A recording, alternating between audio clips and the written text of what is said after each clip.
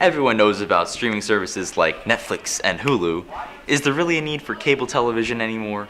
More than ever, people are pulling the plug on cable and are throwing their dollar bills at TV a la carte services such as Sling, Roku, and Amazon Prime Video.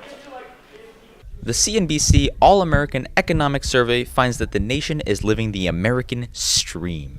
The poll of 801 Americans around the country shows that 57% of the public is using some form of a streaming service, compared to only 43% who do not use one, and roughly only 30% still use cable. So, has you or your family pulled the plug on cable television? My family and I have not yet pulled the plug on cable. And why not? Because every now and then, we like to get together and watch football.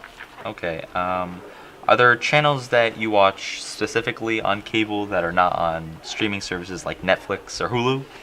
Well, like I said before, we watch sports a lot together, but then I also like MTV as a nice little guilty pleasure. Streaming has risen to fame due to the preference of original content and the fact that on-demand content is flying out the window. So, Miss Larson, has you or your family cut the cord on cable? We haven't as of yet, but the discussion is certainly on the table. Do you still watch cable? Like, are there still things you watch in there that is not on Netflix?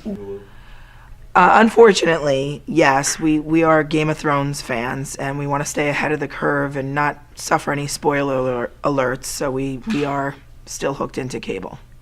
So, Mr. Freeman, have you cut the cord on cable television yet? I have not cut the cord on cable television, but I have downsized. I used to have 3 boxes.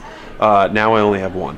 And are there still things you watch on cable that are not on like Netflix or Hulu? Yeah, anything on ESPN, any sports events. Not sure. Not too many cable television shows though. Right. Mostly sports. And where do you see cable in 10 years?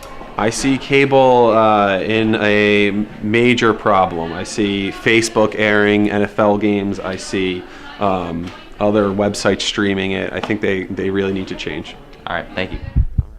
People argue that streaming is much cheaper than cable television. ESPN charges cable providers $8 per subscriber to provide the channel, which is the most of any other channel.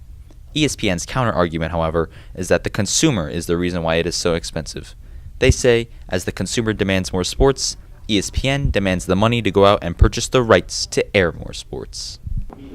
So, Meltz, where do you see cable in the next 10 years? Well, from what I've read, the demographic from 18 to 24-year-olds, you guys are watching less TV, less and less TV. So as you get older, you're not going to be dependent on it. So cable is going to be dying. You guys use mobile. You guys are on social media. You don't rely on TV. TV is going to have to turn into a subscription-based service, just like Netflix and Hulu and all those other providers. They're going to have to go in that direction to survive.